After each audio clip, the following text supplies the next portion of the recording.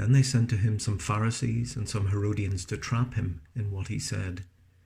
And they came and said to him, "Teacher, we know that you are sincere and show deference to no one, for you do not regard people with partiality, but teach the way of God in accordance with truth.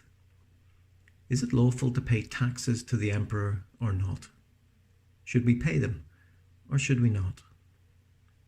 But knowing their hypocrisy, he said to them, "Why are you putting me to the test? Bring me a denarius and let me see it." And they brought one. Then he said to them, "Whose head is this, and whose title?" They answered, "The emperor's." Jesus said to them, "Give to the emperor the things that are the emperor's, and to God the things that are God's." And they were utterly amazed at him.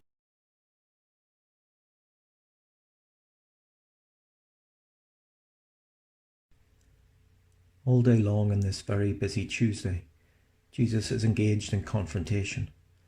The priests, Pharisees and scribes, and even the Sadducees have been bombarding Jesus with theological questions in both hypothetical situations and very real, politically charged situations. All day long, Jesus has been confounding them, telling parables that point out their failings and cleverly evading their attempts to discredit him. And somewhere in the middle of the day, a scribe, an educated man employed by the priests or Pharisees, asks a question and agrees with Jesus' answer.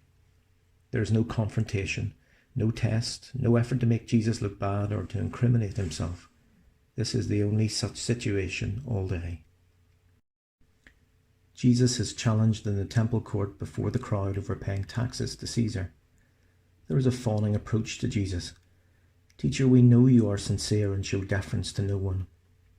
This passage has reasonably been understood as a comment on the importance of keeping an appropriate relationship and distance between religious and civil authorities. We are to render to God and we are to render to Caesar. Some have argued that Jesus' response is a tacit acceptance that we are to be obedient to the state, whatever it requires of us. But to see the passage this narrowly misses the wider context of attack, parry and counterattack, trap, escape and counter-trap. Should we pay taxes to Caesar was a volatile question that went to the heart of Israel's status as a subservient nation. Either answer would get Jesus into trouble. If he were to answer no, he could be charged with denying Roman authority, in short, with sedition.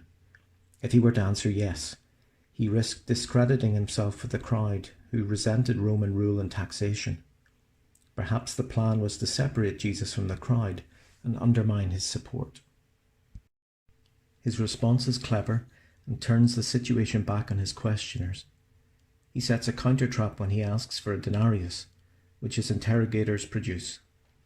Whose head is this, and whose title? This strategy has led his questioners to disclose to the crowd that they have a coin with Caesar's image on it, and in this moment they are discredited. And why is that? In Israel in the first century there were two types of coin. One type, because of the Jewish prohibition of graven images, had no human or animal images. The second type, including Roman coins, did, and many Jews would not carry the second type in obedience to Jewish law. But these Pharisees did. The coin they produced had Caesar's image along with the idolatrous inscription heralding Caesar as divine Son of God. They are exposed as part of the politics of collaboration, and the crowd sees it.